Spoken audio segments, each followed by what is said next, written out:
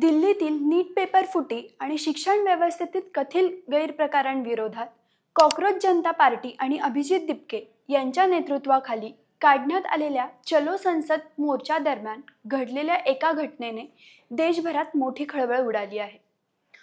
आंदोलनादरम्यान एका महिला आंदोलकाच्या कानशिलात मारतानाचा दिल्ली पोलिसांच्या वरिष्ठ अधिकाऱ्याचा व्हिडिओ सोशल मीडियावर व्हायरल झाला.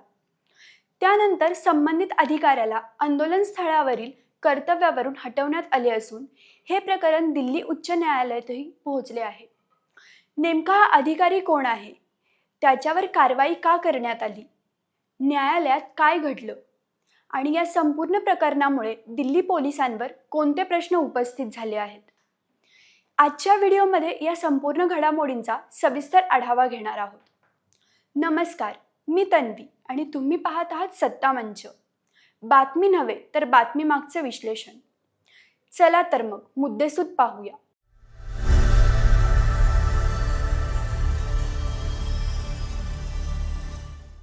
मुद्दा क्रमांक 1.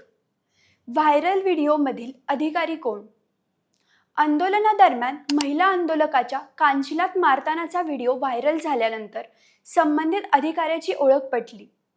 ते ईशान्य दिल्लीचे अतिरिक्त पोलीस उपायुक्त संदीप लांबा आहेत. ते DNA IPS संवर्गातील 2011 बॅचचे अधिकारी असून दिल्ली पोलिसांमध्ये कुशल तपास अधिकारी म्हणून त्यांची ओळख आहे.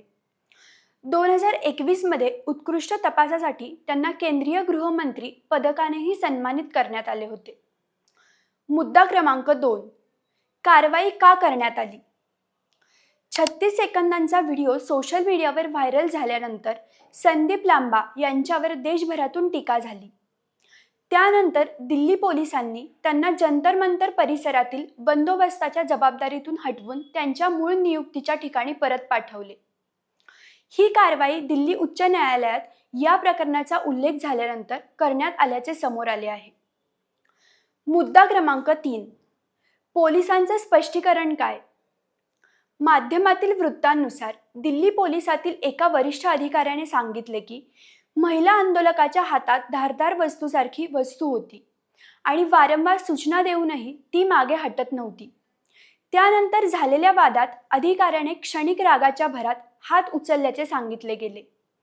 मात्र महिला आंदोलकांशी वागताना संयम आणि शिस्त राखण्याच्या सूचना अधिकाऱ्यांना देण्यात आल्याचेही पोलिसांनी स्पष्ट केले आहे. मुद्दा क्रमांक 4. न्यायालयात नेमकं काय घडलं? दिल्ली उच्च न्यायालयात पोलिसांकडून आंदोलकांवर कथित अतिरिक्त बळाचा वापर झाल्याच्या याचिकेवर सुनावणी झाली. याचिकाकर्त्यांच्या वतीने ज्येष्ठ वकील गोपाल शंकर नारायण यांनी न्यायालयात व्हायरल व्हिडिओचा उल्लेख केला. संबंधित अधिकाऱ्याची जबाबदारी निश्चित करण्याची मागणी करत आवश्यक असल्यास त्यांना न्यायालयात बोलावण्याचीही विनंती करण्यात आली. या सुनावणीनंतर हे प्रकरण अधिक चर्चेत आले. मुद्दा क्रमांक 5. 20 जुलैला आंदोलनात नेमकं काय घडलं? 20 जुलै रोजी CJPने चलो संसद मोर्चाचे आयोजन केले होते. नीट पेपर फुटी आणि शिक्षणातील कथित गैरप्रकारांविरोधात हजारो विद्यार्थी जंतर मंतर येथे जमले. पोलिसांच्या म्हणण्यानुसार या मोर्चासाठी अधिकृत परवानगी नव्हती. आंदोलक संसदेकडे निघाल्यानंतर पोलिसांनी त्यांना अडवले आणि दोन्ही बाजूंमध्ये धक्काबुक्की झाली. त्यानंतर पोलिसांनी लाठीचार्ज केल्याचे अनेक व्हिडिओ समोर आले. या झटापटीत अनेक आंदोलक आणि पोलीस कर्मचारी जखमी झाल्याचे सांगितले जाते. मुद्दा क्रमांक 6. विरोधक आणि राजकीय प्रतिक्रिया. या घटनेनंतर विरोधी पक्षांनीही आंदोलनाला पाठिंबा दिला.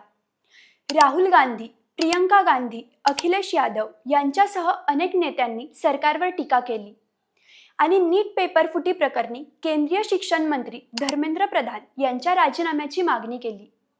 दुसरीकडे तृणमूल काँग्रेसचे माजी खासदार साकेत गोखले यांनी संदीप लांबा यांच्या विरोधात अधिकृत तक्रारही दाखल केली. मुद्दा क्रमांक 7. पुढे काय होऊ शकतं?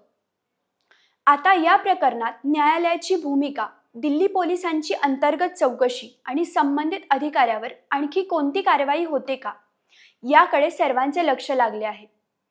तसेच आंदोलनादरम्यान पोलिसांकडून बळाचा वापर योग्य होता का, यावरही पुढील काही दिवसात अधिक चर्चा होण्याची शक्यता आहे.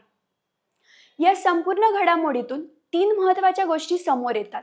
पहिली, महिला आंदोलकाच्या कानशिलात मारतानाचा व्हिडिओ व्हायरल झाल्यानंतर अतिरिक्त DCP संदीप लांबा यांना आंदोलन स्थळावरील जबाबदारीतून हटवण्यात आले आहे. दुसरी, या घटनेचा उल्लेख दिल्ली उच्च न्यायालयात झाला असून संबंधित अधिकाऱ्याची जबाबदारी निश्चित करण्याची मागणी करण्यात आली आहे.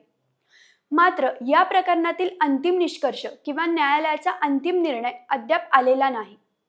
तिसरी, आंदोलनादरम्यान पोलिसांनी वापरलेल्या बळावर आणि आंदोलकांच्या अधिकारांवर देशभरात नवी चर्चा सुरू झाली असून पुढील चौकशी आणि न्यायालयीन प्रक्रियेकडे सर्वांचे लक्ष लागले आहे.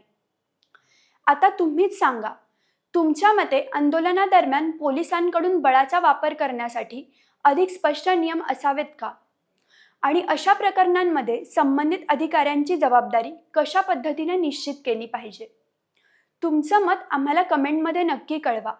व्हिडिओ आवडला असेल तर लाईक करा, शेअर करा आणि सत्ता मंच या यूट्यूब चॅनलला सबस्क्राईब करायला विसरू नका.